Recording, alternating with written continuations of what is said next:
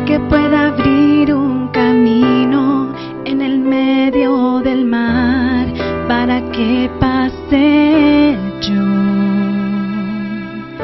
En el Dios que vence gigantes con la fe de un niño pastor, el que caminó por la tierra y sus pies se ensució para dar salvación.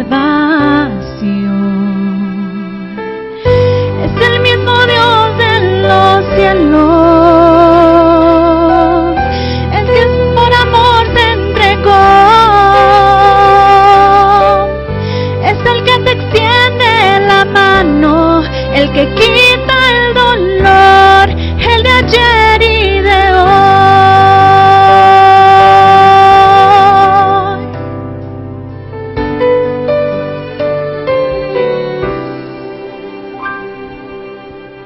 Yo creo en un Dios de esperanza, yo creo en el Dios de Israel,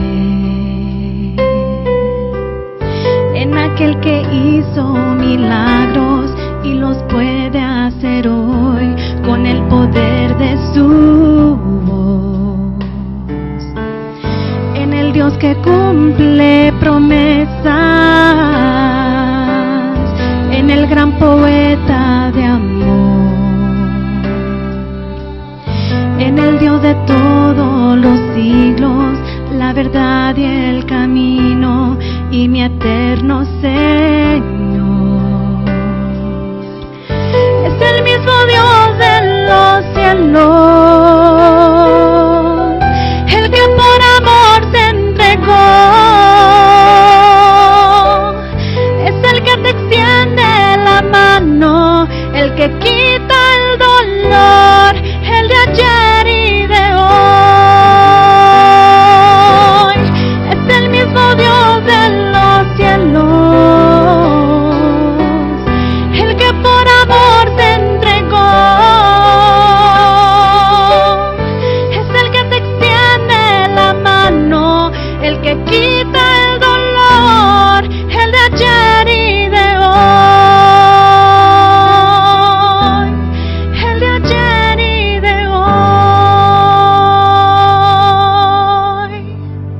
Amén. Recordemos, hermanos, que nuestro Dios siempre es el mismo, el de ayer y el de hoy y el que siempre será.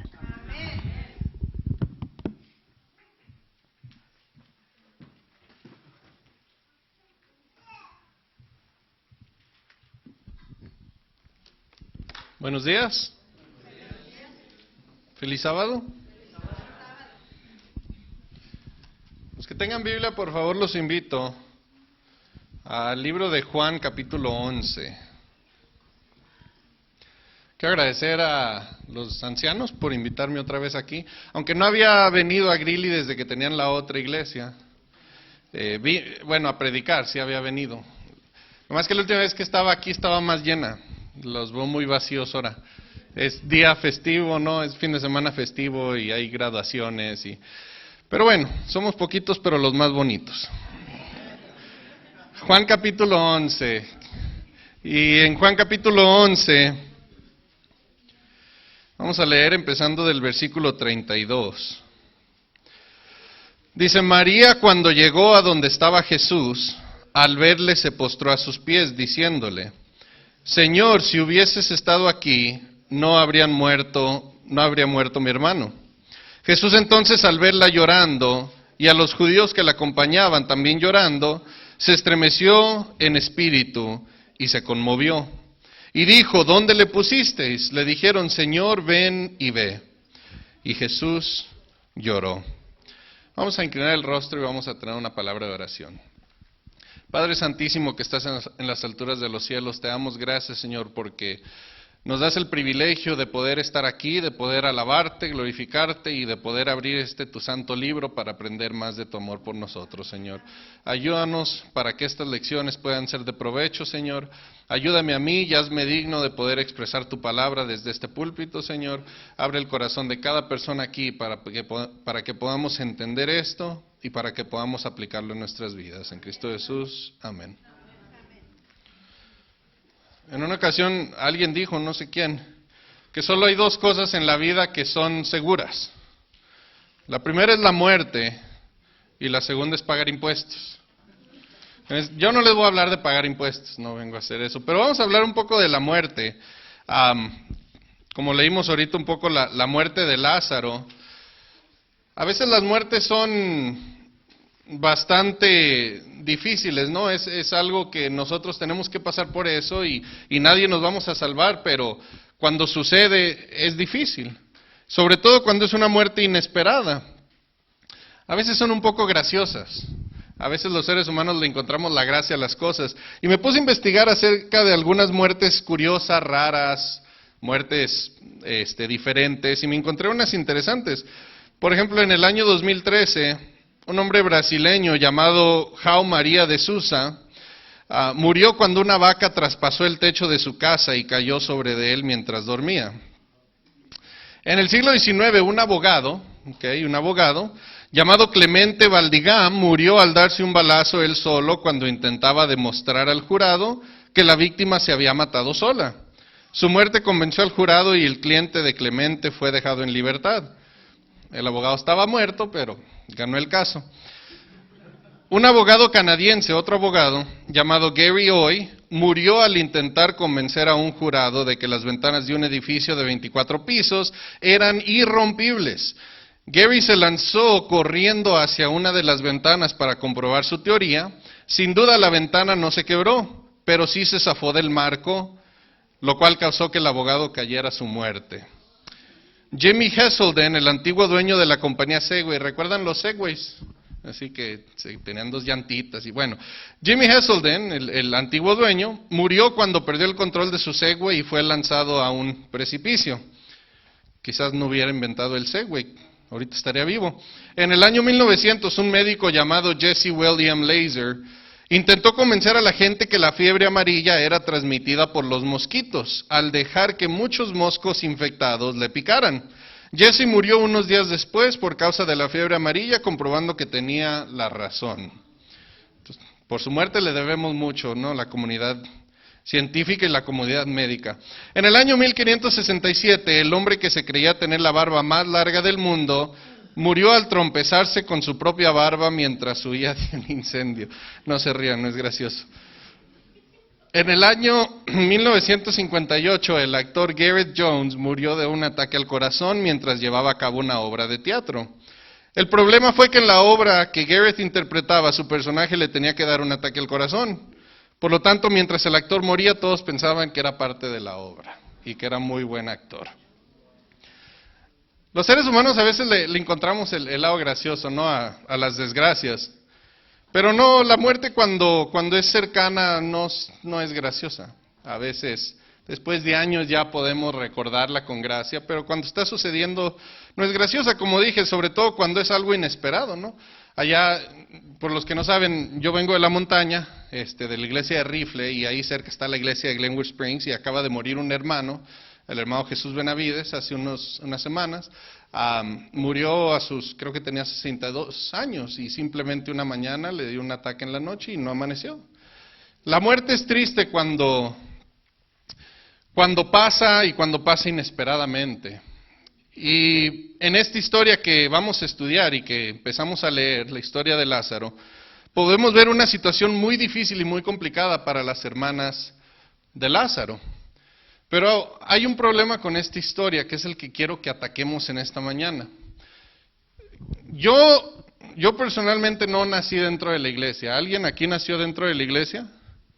¿Sí? Yo nací dentro de una clínica en el pueblo de Calvillo, Aguascalientes. Yo no nací dentro de la iglesia, pero sí soy adventista desde niño. Supongo que los que nacieron dentro de la iglesia también son adventistas desde niño, ya que nacieron adentro del edificio. De niño, cuando mis padres me contaban esta historia o en la clase de niños, yo siempre tenía un problema con la historia de Lázaro. Y a veces como adultos puede que pasemos desapercibido algunas preguntas complicadas, ¿no? Porque estamos tan acostumbrados a estas historias que las preguntas simplemente pensamos que ya las tenemos todas resueltas. Pero los niños a veces preguntan las cosas más difíciles. Y yo de niño tenía un problema con la historia de Lázaro. Y es con lo que acabamos de leer, que dice que Jesús lloró. El versículo más pequeño de la Biblia. Jesús lloró. Dice que Jesús lloró y yo toda la vida me pregunté, ¿por qué estaba llorando Jesús si él sabía que iba a resucitar a Lázaro? Y esa es la pregunta que vamos a estudiar en esta mañana, pero para poder entender tanto la pregunta como la respuesta, necesitamos regresar unos días antes, comenzando en el capítulo 11 de Juan, versículo 1.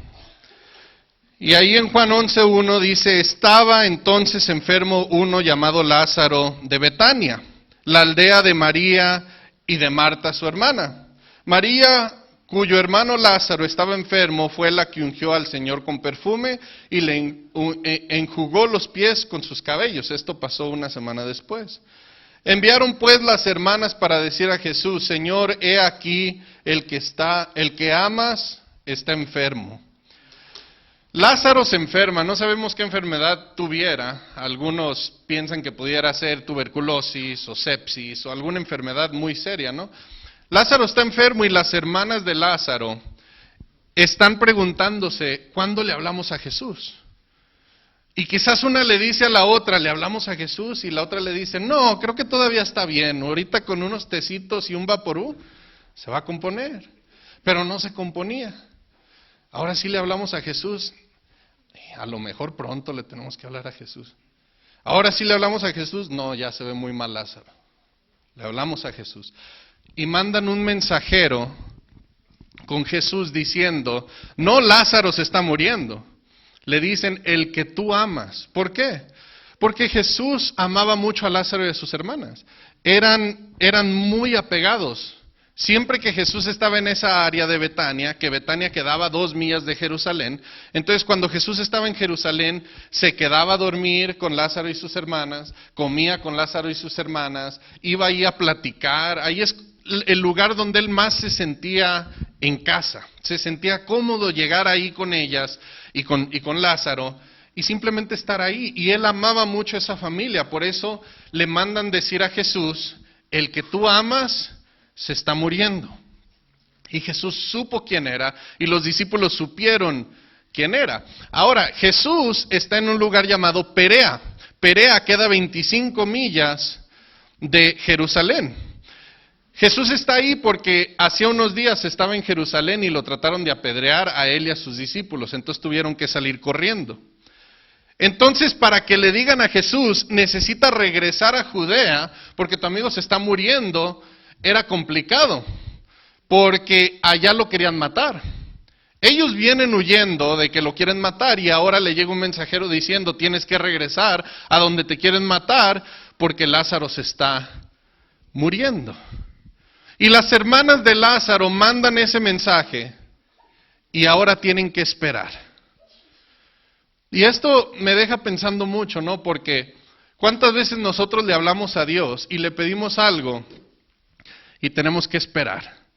Y la espera, la demora, a veces es lo más difícil, ¿no?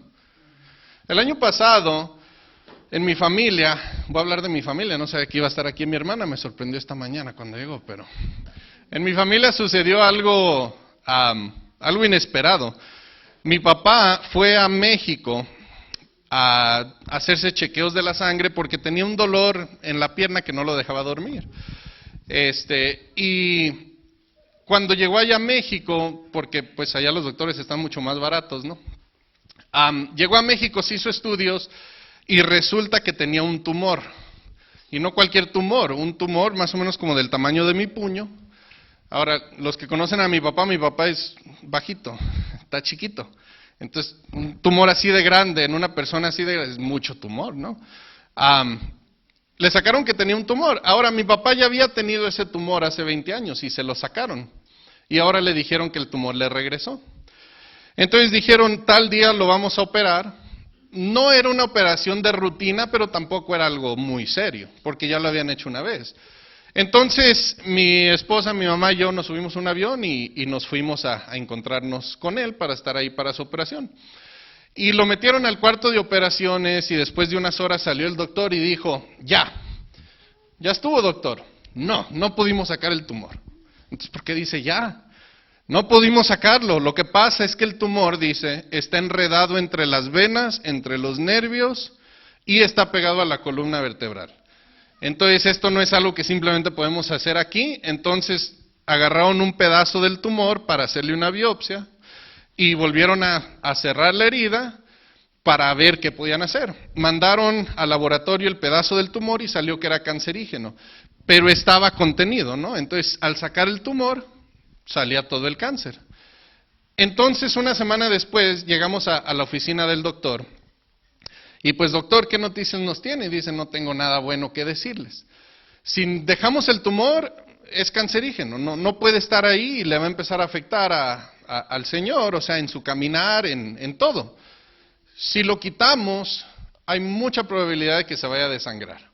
Simplemente se los digo, el tumor está pegado a una arteria y está enredado de venas, se nos puede desangrar. Y el doctor lo decía como que él no quería hacer la cirugía. O sea, yo lo notaba como que él no tenía ganas que le dijéramos, no, entonces no la hagamos.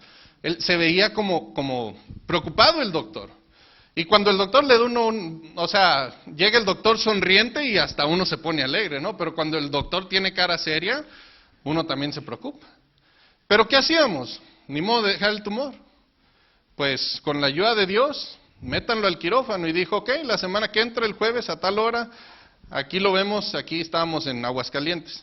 Aquí en el Hospital General de Aguascalientes, aquí lo vemos y listo. Y ya pasó una semana y llevamos a mi papá, estuvimos ahí y de repente entra el doctor, el oncólogo, que era el doctor Mayorga, muy buen doctor allá en México, por si algún día andan ahí y se quieren enfermar.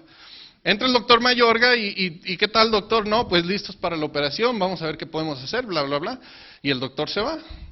De repente entra un doctor nuevo, ¿y usted quién es? No, pues yo soy se me olvidó cómo se llama, el que lo pone a dormir, ¿no? El anestesiólogo, gracias.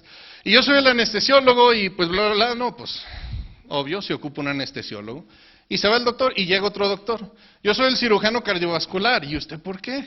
No, pues porque por las venas y las arterias yo necesito estar ahí para asegurar que su padre no se desangre. Ok, perfecto. Luego entra otro, ¿y usted quién es? No, yo soy el cirujano neurólogo. ¿Y usted por qué? No, pues por todos los nervios que están ahí entrelazados y porque está atorada la columna vertebral, pues yo tengo que estar ahí. Y luego entra otro, ¿y usted quién es? No, pues yo soy el doctor general, y a ese sí lo conocía. Es el doctor de familia, que en la familia hemos tenido ya como por 50 años. Y a él sí lo conocía. No, pues yo vengo a ver en qué puedo ayudar. Y aparte todos los doctores que empezaron a llegar de todas partes, empezaron a llegar doctores para ver la cirugía, simplemente porque era una cirugía experimental que nunca habían visto. Y lo último que quieres escuchar es que a tu propio padre le estén haciendo una cirugía experimental, la cual otros doctores quieren sentarse a verla para aprender. Entonces estábamos en una situación en la que por donde quiera estábamos viendo que la cosa era seria, ¿no? Y empiezan a entrar los pensamientos de que si es la última vez que veo a mi papá.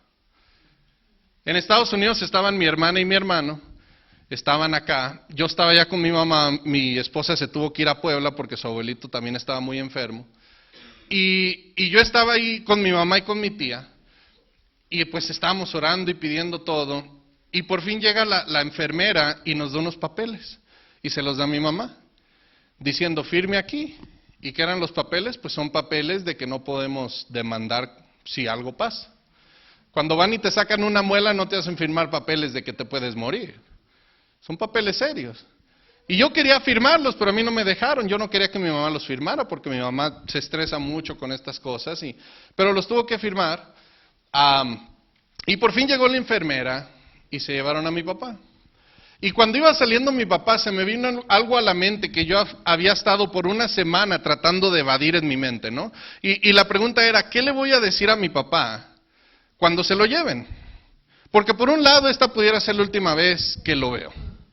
Por un lado, esta puede ser la última cosa que le diga. Y si alguien que tú amas va a morir, ¿qué es lo último que tú quisieras decirle a esa persona? Pero por otro lado, tampoco no lo puedo desanimar, no le puedo decir algo como si ya se estuviera muriendo, porque tengo fe en Dios de que va a salir bien de la cirugía. Entonces, ¿qué le digo? Y yo había estado evadiendo esa pregunta en mi mente, porque dije, en el momento algo se me va a ocurrir. Y se me ocurrió, y cuando se lo iban llevando, simplemente lo volteé a ver y le digo, ahorita nos vemos, ¿eh? Y se fue. Y se me vino eso a la mente porque me quedé pensando, si en unas cuantas horas sale de la cirugía, pues ahorita lo veo. Si no sale de la cirugía, de todos al rato lo veo. De cualquier forma, lo voy a volver a ver. Y se lo llevaron a la cirugía. Y en ese momento estamos ahí. Y estamos mi tía, mi mamá y yo, y estamos orando, ahí en el cuarto de hospital. A veces entraban las enfermeras y nos encontraban orando y hasta se sentían mal, pero véngase a orar usted también. Y estamos ahí orando, y hay un ejército, ¿no? Orando, porque los hermanos de la iglesia, tanto de la montaña, muchos hermanos de Denver también estaban orando, personas que ni eran de la iglesia me hablaban, católicos me decían, amigos de la familia, estamos rezando por tu papá. Un amigo que tengo que es ateo, que conoce muy bien a mi papá, él dice, estoy pidiendo lo mejor por tu papá. Bueno, ¿y a quién le estás pidiendo, verdad? Pero yo siento que de todos modos Dios escucha las oraciones de los ateos a su forma, ¿no? De ellos. Un ejército pidiéndole a Dios por mi papá. Y nosotros ahí en el cuarto orábamos parados, orábamos arrodillados, sentados, ahora te toca a ti, ahora uno cada quien. Y pasó 1 hora, y pasó 2 horas. Y me relaciono mucho con Marta y María en ese momento, ¿no? Porque uno manda el mensaje a Dios. Y uno le dice, Jesús, te necesito porque ya no sabemos qué hacer. Y uno espera que Jesús inmediatamente le responda uno y le diga, todo va a estar bien. Pero pasa 1 hora, pasa 2 horas, pasa 1 día y no escuchamos nada. Y queremos una señal, queremos un arco iris enormes en el cielo con las letras, todo va a estar bien, pero no llega nada. Y esto no en espera. Y comienzan a surgir las preguntas, ¿no? ¿Dónde está Jesús? ¿Por qué Jesús no está aquí? Y María y Marta se encontraban en esa situación. Mandan llamar a Jesús, y Jesús en el versículo 4 dice que les manda responder, esta enfermedad no es para muerte, sino para la gloria de Dios, para que el Hijo de Dios sea glorificado por ella. Y le mandan ese mensaje a María y a Marta dicen, ¡qué bueno! Eso quiere decir que Lázaro no va a morir. Pero pasan unas horas y Lázaro empeora. Y pasan unos días y Lázaro empeora, hasta que un día Lázaro muere. Imagínense a María y a Marta en ese momento. Jesús les dijo que Lázaro no iba a morir, pero Lázaro ya murió. Y María y Marta quizás se estuvieron ahí sentadas junto al cuerpo, y quizás una le dijo a la otra, ¿qué pasó? ¿Dónde estaba Jesús? Aquí estaba cuando quería comer, aquí estaba cuando necesitaba dónde quedarse a dormir. Aquí estaba cuando necesitaba platicar con alguien. Aquí estaba cuando estaba huyendo porque alguien lo quería maltratar o apedrear o hacerle daño. Aquí estaban él y sus discípulos, y aquí los acomodamos a todos en la casa apiladitos, pero aquí durmieron todos. Pero ahora que lo necesitamos, ¿dónde está? Y lo peor de todo es que vemos que Jesús, en el versículo 6 dice, cuando oyó pues que estaba enfermo, se quedó 2 días más en el lugar donde estaba. Los discípulos no entendían, porque por un lado los discípulos no se querían regresar porque los querían apedrear, pero por otro lado no entendían por qué Jesús no quería regresar. Y Jesús dice que se queda 2 días, y por 2 días no le dicen nada a sus discípulos. No le dicen nada a sus discípulos, los discípulos están confundidos, no entienden qué está pasando. Se queda 2 días más. ¿Por qué se quedó Jesús 2 días más? Jesús quería que Lázaro muriera. Y este es el punto de la historia, ¿no? Jesús quería que Lázaro muriera, pero Jesús necesitaba que Lázaro estuviera muerto de perdido 4 días. Porque había un pensamiento muy pagano dentro del pueblo judío, de que cuando alguien moría, su espíritu, su alma, rodeaba el cuerpo por 3 días tratando de meterse otra vez al cuerpo. Ya al cuarto día el alma ya se había ido. Por eso cuando Jesús resucitaba a la gente, como a la hija de Jairo al hijo de la viuda que iba en la procesión al lado de la calle, cuando Jesús lo resucitaba la gente decía, no, eso no cuenta, porque el alma todavía andaba tratando de meterse otra vez al cuerpo. Lo resucitó en cuanto habían muerto, entonces esos no cuentan. Y recuerden que este es el último milagro grande de Jesús antes de morir, ¿verdad? Que registra la Biblia. Entonces Jesús necesitaba sellar la historia de que Él en realidad era Dios. Y la única forma de que la gente le creyera es esperando que Lázaro durara varios días en esa tumba. Dios tenía un plan, Jesús tenía un plan, pero los discípulos no lo entendían. Y Marta no lo entendía, y María no lo entendía. Por fin, dice la Biblia, dijeron que a las 12 todos se paran y se van, entonces tengo que apurarle. No se crean. Dice la Biblia que Jesús se levanta después de 2 días y dice, ok, ahora sí vamos. Y comienzan a caminar, él y sus discípulos, pero sin prisa. Van caminando, van sanando gente, van predicando, muy campante, muy tranquilo, ¿verdad? Y hasta ahorita estamos viendo que Dios está tranquilo con la situación. Jesús está tranquilo con la situación porque Él sabe lo que va a hacer, ¿verdad? Y llegan hacia la casa de Lázaro, donde está María y Marta, y cuando llegan, dice que manda Jesús traer a Marta calladita, porque no quiere entrar, porque adentro de la casa está lleno de fariseos que quieren matar a Jesús. Entonces, manda llamarle a Marta, y Marta sale, y Marta le dice, en el versículo 20, dice, Marta, cuando oyó que Jesús venía, salió a encontrarle, pero María se quedó en casa. Y Marta dijo a Jesús, si hubieses estado aquí, mi hermano no habría muerto. Fíjense lo interesante de que cuando le pedimos algo a Dios, queremos que Dios lo haga a nuestra manera, ¿no? O sea, Dios, yo sé que tú tienes poder de hacer cualquier cosa, pero yo quería que tú me arreglaras este asunto de esta manera, no de la manera que tú quieras. O sea, Dios, yo sé que tú sabes lo que es mejor para mí, pero vamos a hacer las cosas como yo quiero. Dios, si hubieras estado aquí, no hubiera muerto. Tú tienes poder de hacer lo que quieras, hasta de resucitarlo. Pero yo no quiero que lo resucites, yo quería que lo sanaras. Y a veces nos ponemos nosotros como seres humanos en esa terquedad, ¿no? De que le pedimos a Dios que haga las cosas, pero al pie de la letra como nosotros las pedimos. Quiero que se haga esto y esto y esto, y Dios nos manda por allá por otro camino, que es mucho mejor, y no entendemos por qué Dios está haciendo eso. Y no sabemos confiarle a Dios nuestros problemas y confiar que Él sabe lo que es mejor para nosotros. Y después sale María también y le dice exactamente lo mismo a Jesús. Si hubieras estado aquí, mi hermano no hubiera muerto. Y entonces llegamos a los versículos que leímos al principio.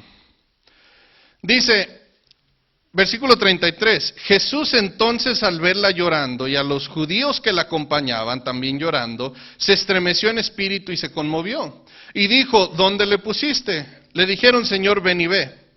Y Jesús lloró. Este tema se pudo haber llamado Todos lloraban, porque es lo que estaba pasando, todos lloraban. Había varias personas ahí llorando, María y Marta lloraban por dolor. ¿Quién no lloraría en esa situación? Algunos judíos a Lázaro y pues les daba dolor, algunos judíos lloraban simplemente porque por la situación, o sea, les daba lástima lo que estaba pasando. Había fariseos ahí llorando, pero los fariseos llorando eran lágrimas de cocodrilo. ¿Saben por qué les llaman lágrimas de cocodrilo? Porque los cocodrilos, no saben. Porque los cocodrilos, cuando cazan su presa y se la comen, comen con lágrimas. Cuando el cocodrilo está comiéndose a su presa, llora. No porque tenga tristeza, sino porque es un efecto que los cocodrilos tienen que cuando comen lloran. Pero no significa que el cocodrilo le dé dolor haberse comido su comida. Entonces por eso se llaman lágrimas de cocodrilo. Así estaban los fariseos. Ellos estaban ahí nomás esperando que llegara Jesús para agarrarlo. Es todo lo que querían. Entonces estaban ahí pretendiendo llorar cuando no les importaba que Lázaro había muerto. También estaban llorando las lloronas profesionales contratadas. No sé cuántos han ido a un funeral con lloronas profesionales. En una ocasión, cuando yo era niño, en México, mi tío me llevó a un funeral. porque qué mejor lugar para llevar a tu sobrino que a ver un muerto, ¿no? Isaías, algún día te llevo a ver un muerto. Me llevó mi tío a un funeral y cuando llegamos estaba la difunta en la caja y mi tío me dice, ir a veces esos niños allá afuera son los hijos de la señora que acaba de morir, ¿por qué no vas a jugar con ellos? Y le dije, está bien, y salí al patio a jugar con los niños y después de un rato, ya era noche, entró una señora vestida de negro, pero casi cómico, ¿no? Ella venía a un velorio y ella sabía que venía un velorio y se vistió como de velorio, o sea, negro de abajo hasta arriba, con velo negro, flores negras en el pelo, todo negro. Y entró y dijo buenas noches y entró a la casa y de repente saltamos todos de temor por los alaridos que salían de esa casa. Y algunos pensaron, ¿quién se está muriendo esta vez? Algunos pensaron, la muerta ya revivió. Algunos pensaron, pues ya es noche, a lo mejor ya viene la llorona. Pero nadie sabíamos qué estaba pasando hasta que nos asomamos a la casa. Y esta señora que acababa de entrar estaba junto a la caja llorando incontrolablemente. Y gritaba y gritaba y lloraba y lloraba. Y de repente cayó de rodillas y se abrazaba de la caja y decía, no te la lleves, Señor, no te la lleves. Y yo decía, pues ya se la llevó, ya, ¿qué le pide a Dios? Pero estaba ahí la señora llorando, duró como 30 minutos, los gritos y los alaridos. Y de repente, así como comenzó el grito, así terminó. Y la señora salió y dijo, buenas noches, y se fue. Y después me explicó mi tío que esa señora era una llorona, no contratada, ella nadie le estaba pagando, ella simplemente las noches era su pasatiempo ir a velorios y ponerse a llorar. Ni siquiera conocía a la que se había muerto, pero ella lloró. Y aquí en la tumba de Lázaro, bueno, estaban también estas lloronas, contratadas para llorar. Ellas a lo mejor ni siquiera conocían a Lázaro, pero era su trabajo. Y también lloraban. Pero después estaba Jesús. Y Jesús estaba llorando, y aquí es lo que no entiendo, o por muchos años no entendí, ¿por qué está llorando Jesús? Pero ahorita vamos a ver eso. Después Jesús, están ahí enfrente de la tumba y les dice, quiten la piedra, y Marta dice, no podemos quitar la piedra porque Lázaro ya huele mal. No, quiten la piedra. Cuando murió mi abuelita, fue en el 2020, justo en el COVID, y fuimos a México también. Yo siempre que voy a México alguien se muere. O pasa algo feo. Si algún día los invito a México, no vayan conmigo, porque siempre que voy a México pasa algo mal. Se murió en el 2020, justo en el COVID, entonces no pudimos velarla por el COVID. Ella murió como al mediodía y ya para las 6 de la tarde ya estaba enterrada, porque no podía haber congregaciones, tenía que ser rápido. Entonces pues no arreglaron el cuerpo para preservarlo de ninguna manera, simplemente a la caja y vámonos. Y al día siguiente fuimos a visitar y allá las tumbas a veces se le pone como ladrillo y cemento, entonces el cuerpo estaba en el ladrillo y mi tía dijo, ya empieza a oler. Y me la arrimé y sí, ya empezaba a salir por el cemento, salía el olor ya de putrefacción, ¿no? Y eso era apenas 24 horas. Ahora 4 días de muerto, Lázaro ya olía feo. Y Marta le dice, no podemos abrir la tumba, Lázaro huele mal. Y Jesús le dice, no, quiten esa piedra. Y fíjense lo interesante, Jesús pudo haberle hecho así y mover la piedra. Si Jesús iba a resucitar un muerto, ni modo que no pudiera mover una piedra. Pero Jesús les dice, muevan esa piedra. ¿Por qué? Porque Dios está dispuesto a hacer lo imposible en nuestras vidas, pero nosotros tenemos que hacer lo posible. Lo que esté en nuestro alcance tenemos que hacerlo para que Dios pueda hacer lo que le corresponde a Él. Yo trato de no predicar mucho, o más bien no lo hago, de nutrición o de mensaje pro salud, porque pues sería muy hipócrita de mi parte, ¿no? Porque para conseguir un cuerpo como este es una dieta muy estricta de Taco Bell y agua de horchata. Pero si yo le pido a Dios, ayúdame a perder unos kilitos, ¿no? Y Dios dice, está bien, te voy a ayudar. Y al día siguiente abro mi correo y viene un cupón del gimnasio que dice 50% de descuento. Imagínense que yo le hago, caray, o sea, sí quiero perder peso, pero tampoco no hay por qué exagerar, no hay por qué irse a extremos, ¿no? No, Dios, ayúdame a perder peso, pero no quiero ir al gimnasio. Entonces, ¿Dios qué va a decir? Pon de tu parte. A veces veo jovencitos que dicen ya no, o sea, la edad ya de casarse. Dios, mándame una esposa, quiero una esposa, así como dice Proverbios 31, así quiero una.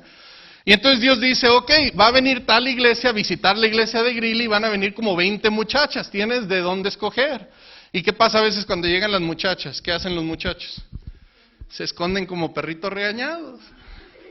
Ve a hablar con ella, me da pena. Ándale, mira, esa está guapa. No, me da pena. Y al último se fueron las 20 muchachas y, Dios, mándame una esposa. Te mandé 20 y no les quisiste hablar. O las muchachas también, no crean que no. Dios, mándame un hombre que sea fiel, que me ame, que me cuide y que tenga a Dios en su corazón. Y Dios manda, no, ese está muy chaparrito. Mándame otro. Bueno, ahí te va un alto. Ay, pero es que está feo. Ahí te va un alto guapo. Pero es que él gana el salario mínimo. No tienes uno con más dinero. ¿A poco no? Entonces Dios nos manda las oportunidades y Él dice, yo voy a hacer lo imposible, pero tú tienes que hacer lo posible. ¿Cuántas veces no hemos dicho o no hemos sentido que a lo mejor estamos lejos de Dios? Y le pedimos a Dios, Dios, ayúdame para acercarme a ti. Ayúdame para estar más cerca de ti. Ayúdame para poder escucharte, no oigo tu voz, no te siento en mi corazón. ¿Pero ya estudiaste esta mañana? ¿Estudiaste tu lección, tu matutina? ¿Escuchaste algún sermón yendo a tu trabajo? ¿Oraste? Le estás pidiendo a Dios sentirlo y escucharlo cuando ni siquiera conoces su voz. Quieres que Dios haga lo imposible, pero tú no quieres hacer lo posible. Quieres que Dios resucite muertos, pero tú no quieres mover la piedra. Tenemos que nosotros poner de nuestra parte, porque Dios no va a hacer por nosotros lo que nosotros podemos hacer. Pero ya que lo hagamos, Él va a hacer cosas que ni nos imaginamos. Y sacan la piedra, y Jesús habla y dice, Lázaro, ven fuera. Y Lázaro sale. Pero yo quiero regresar otra vez a lo mismo. ¿Por qué Jesús estaba llorando? Si Él sabía que iba a resucitar a Lázaro. La pregunta la tuve por muchos años, y por fin me llegó la respuesta en el lugar donde yo más esperaba, en el deseo de todas las gentes. Porque ahí la hermana Elena de White lo explica de maravilla. Jesús en ese momento se puso a llorar, porque dice la hermana Elena G. de White que en ese momento Jesús sintió el dolor que el pecado le trajo a la humanidad. Y dice que en ese momento Jesús comenzó a ver la historia de la humanidad como si fuera una película en su mente. Y vio desde el principio de la humanidad hasta el final todo lo que cada persona sufriría. Empezó a haber problemas, empezó a haber dificultades y empezó a llorar porque se compadeció por el dolor que nosotros como seres humanos pasamos. Y eso a mí se me hace fenomenal, se me hace hermoso. Saben, a veces los problemas vienen de Dios. A veces le mandamos a hablar a Dios y Dios dice, espérate poquito, espérate 2 días, espérate 1 mes, espérate 1 año. Y nosotros no entendemos, ya le mandamos a hablar a Dios y nos quedamos como María y Marta diciendo, ¿dónde estaba? ¿Por qué no estaba aquí? A veces las demoras en nuestras vidas son divinas, son demoras divinas, provocadas por Dios, porque Dios sabe lo que está haciendo. Pero eso no quiere decir que Él no le duele el sufrimiento por el que nosotros pasamos. En 1992, un corredor olímpico llamado Derek Redmond estaba corriendo en las Olimpiadas de España. Y hay un video muy bonito de este acontecimiento en YouTube. Lo ven al rato. Y este muchacho iba a correr los 400 metros y comenzó, dieron el balazo y comenzaron a correr. Y más o menos a la mitad, Derek sintió un dolor agonizante en la pierna. Se le había roto el tendón de Córdoba. Y los que se han roto tendones sabrán cómo duele eso de feo. Yo me rompí uno aquí una vez y todavía me duele. Se rompió el tendón de Córdoba y cayó al suelo y ya no pudo continuar. Rápido llegaron los paramédicos y los enfermeros. Y de repente Derek se pone de pie y empieza con una sola pierna a caminar hacia la meta. Y todos le dicen, ¿qué estás haciendo? Te vas a lastimar más. Y él decía, no, yo tengo que llegar a la meta. Yo tengo que llegar porque no voy a estar contento conmigo mismo si no termino la carrera, aunque sea el último. Pero yo tengo que llegar.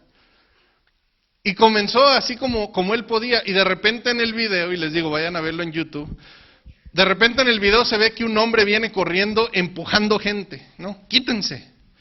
Y este hombre llega y agarra a Derek y se echa el brazo encima. Y empiezan a caminar juntos los dos. Y en el video se ve que ellos caminan juntos hasta la meta. Y cuando llegan a la meta, Derek comienza a llorar.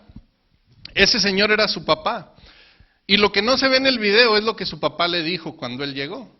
Cuando agarró a Derek, lo primero que le dijo es, Derek, ¿qué estás haciendo? Es que yo tengo que llegar a la meta.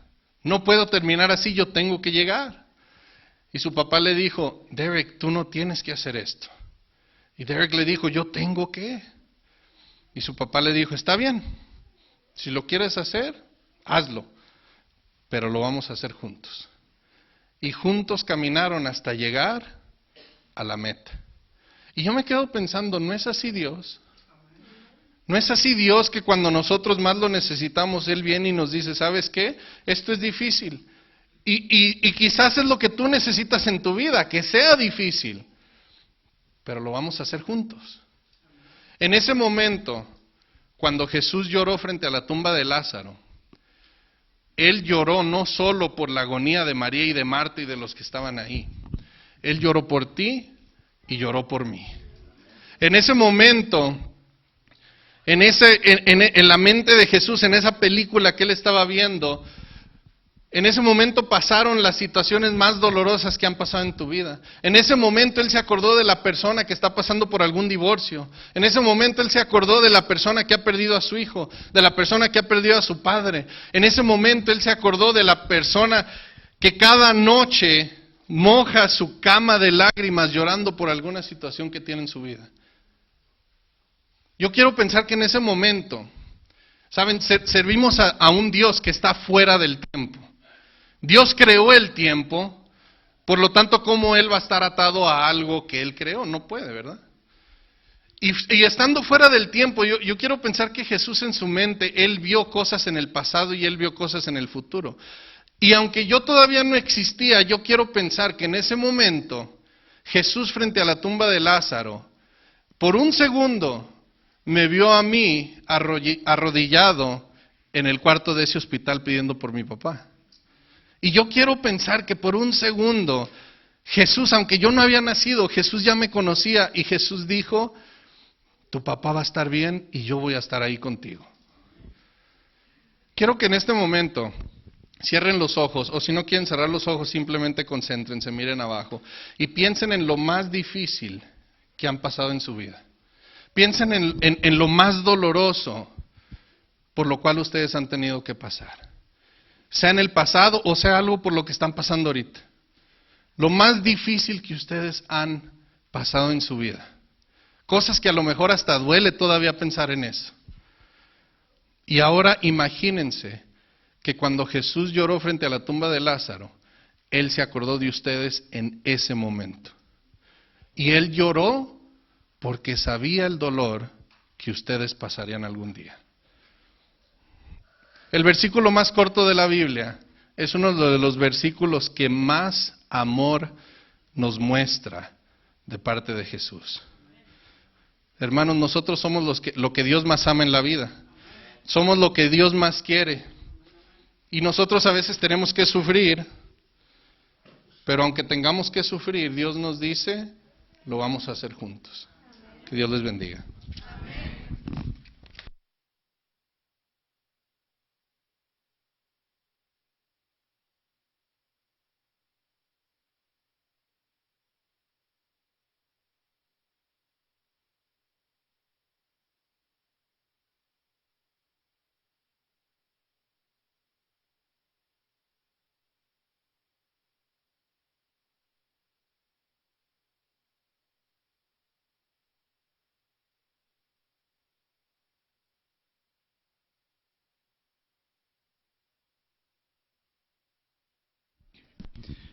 Les invito a que se coloquen en pie. Vamos a cantar todos juntos el himno número 391. Le importará a Jesús.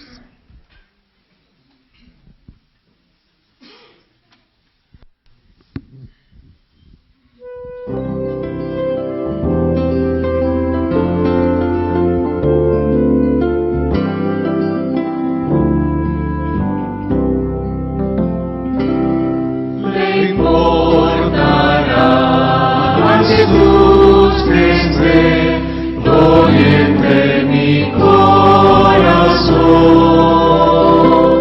si hasta en senda oscura de aflicción puede darme consolación. Le importa si su corazón comparte ya mi dolor, si mis días tristes, mis noches negras le importan al Señor. Le importará que en oscuridad camine con gran temor. Al anochecer en la lobreguez de acompañar al Salvador. Le importa si su corazón comparte ya mi dolor, si mis días tristes, mis noches negras le importan al Señor. Le importará si mi voluntad faltar en la nueva cruz, si he cedido al mal, a la tentación y el llanto ahoga mi sol. Le importa si su corazón comparte ya mi dolor, si mis días tristes, mis noches negras le importan al Señor. Le importará cuando diga Dios al amigo más caro y fiel, y mi corazón lleno de aflicción hallará curar la hiel. Le importa si su corazón comparte ya mi dolor, si mis días tristes, mis noches negras le importan al Señor.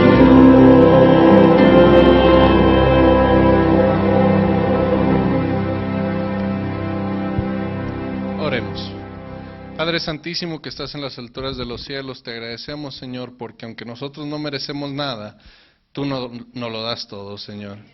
Gracias, Señor, por ese amor tan incondicional y tan inmenso que tienes por nosotros. Gracias porque cuando nosotros pasamos por pruebas, por dificultades, por dolores o por angustias, tenemos la certeza de que tú estás ahí y que tú vas con nosotros y que tú nos tomas de la mano, Señor, y que estos problemas, si los encomendamos en ti, tú nos ayudarás a solucionarlos, Señor.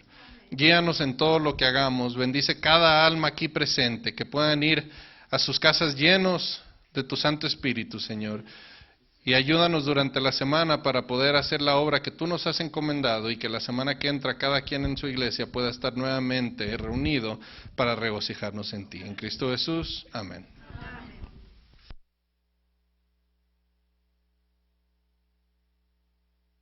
Amén.